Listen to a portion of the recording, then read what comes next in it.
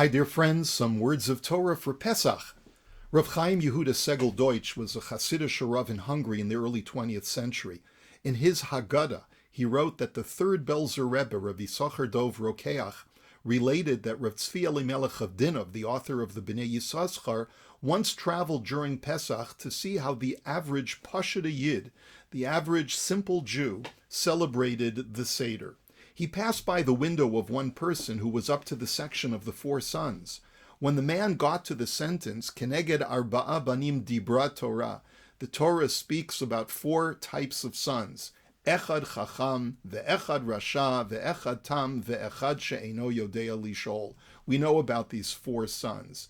But the uneducated Jew had been trained that when saying the word Echad, you're supposed to cry it out and prolong it, which is what we do in shul when we recite Kriya Shema. This was the only context that this man was accustomed to hearing the word, and so each time he saw the word Echad in the Haggadah, he yelled out, Echad Chacham, Echad Rasha, etc. Rabbi Yisachar Dov related that when he told the story over to his father, the Mittler Rav of Belz, his father's face changed colors. He understood that what had been witnessed as an act of an ignorant Jew was in reality something truly wondrous. In trying to explain what was so wondrous about this experience, Rav Deutsch suggested, we all understand that every human being is a composite of body and soul. Our soul comes from God, and our body comes from our parents' biological materials. We inherit many of our characteristics, both physical and psychological, from our parents, both as a result of biology and upbringing. A person's parents may be very smart, and they pass the Chacham gene to their children. Or a parent may have been overly strict with their child rearing and drove the child away from Judaism, and so the child became a Rasha, in a sense. At the same time, the soul is unfettered by these genetic predispositions. It's because the soul is a fragment of the unitary Creator, which is perfect and unitary in every way, undeterred by the vicissitudes and variegated qualities of one's biology and upbringing. By reciting Echad out loud, the simple Jew was demonstrating that no matter how much a person feels relegated to a certain child archetype, be it wise, wicked, simple, or not knowing what to ask, every person has the ability to transcend those predispositions by remembering the Echad quality, the unitary quality of one's soul. In so doing, we can all rise to the level of being more than just one kind of child to our parents, and especially to our parent in heaven. Rav Moshe Yehuda Katz was killed in Auschwitz in 1944 at the age of 34, together with his father, Rav Asher Anshel Katz. In their Haggadah, Rav Moshe Yehuda offered an alternate interpretation to the story of the man who screamed Echad for each of the four sons. There are times in life when the Echad that we recite in shul is not just for us, but it's for others as well.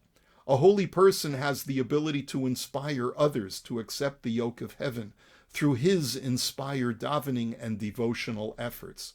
Why is saying Echad in the presence of our four sons so important?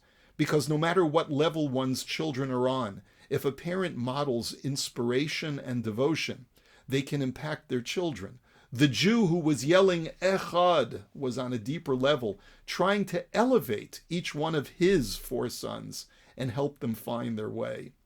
This is also a way of understanding the story in the Haggadah of the four great sages who were reclining in Bnei Brak and relating the Haggadah story for the entire night until their students came and told them, Rabosenu, Higia Zman Kriyat Shema Shel Shacharit. Our teachers, the time for reciting the morning Shema has arrived. One might ask, why interrupt their inspired conversation if one can recite the Shema even later in the morning up until a quarter of the day has elapsed? The deeper meaning, suggested Rav Moshe Yehuda, was that the students were so deeply impressed by their teacher's inspired conversation over the course of the evening. They wanted them to climax that experience by reciting Shema, so that they too could be inspired and grow from that awesome religious demonstration. This is especially so when considering the time frame of when the story of Bnei Brak took place. It was shortly after the destruction of the Second Temple, and Jews were greatly demoralized and dejected, feeling that God had forsaken them. They truly felt the night of Gullus and could not fathom the light of redemption in light of what they had lived through. By hearing their teachers speak so passionately about the Egyptian exodus and seeing the events being relived through their eyes, the students were able to catch a glimpse of the redemptive experience despite the night of exile that they were living through. They therefore said, please recite the morning Shema. You have inspired us to experience the daylight redemptive experience of accepting the yoke of heaven, not out of fear and dejection, but rather out of love and a feeling of liberation. I am honored to share this Torah from a martyr from Auschwitz, since I believe that we allow this young Rav Katz to live a bit longer through our sharing of his Torah that he composed as a young man. I recently ran across a copy of the Survivor's Haggadah, published in 1946 in Munich, Germany, by the National Jewish Welfare Board. It contains illustrations made by survivors of the horrors of what they lived through, while still relating the story of liberation from bondage. The preamble was written by a Jewish army chaplain and relates the angst of celebrating Pesach in the aftermath of the Shoah. Here's an excerpt from the introduction written by chaplain Abraham Klausner. He writes, and the khaki-clad sons of Israel, commanded by Lieutenant General Truscott, gathered together, as was the custom in Israel, to celebrate the Passover festival. They came from the 9th Division in the west and the 1st Division in the east. They spoke of Pharaoh and the Egyptian bondage. They spoke of slave labor and the torture cities of Pitom and Ramses. And they spoke of the inevitable force of liberty which lay waste to every tyrannical design. But in their hearts they felt very close to all that was narrated. Paro in Egypt gave way to Hitler in Germany. Pitom and Ramses faded beneath fresh memories of Buchenwald and Dachau. And he goes on in that preamble to describe how these survivors, just a year after the Shoah, resolved never to allow man to ever be enslaved again. No one should feel enslaved by their predispositions, whether through past behavior or biology. We can all be liberated and break free. And so, dear friends, let us be inspired by those around us who shout Echad and try to inspire the next generation in kind. In so doing, we will usher in the ultimate liberation from our exile. May we see it, dear friends, bimheira b'yameinu, amen.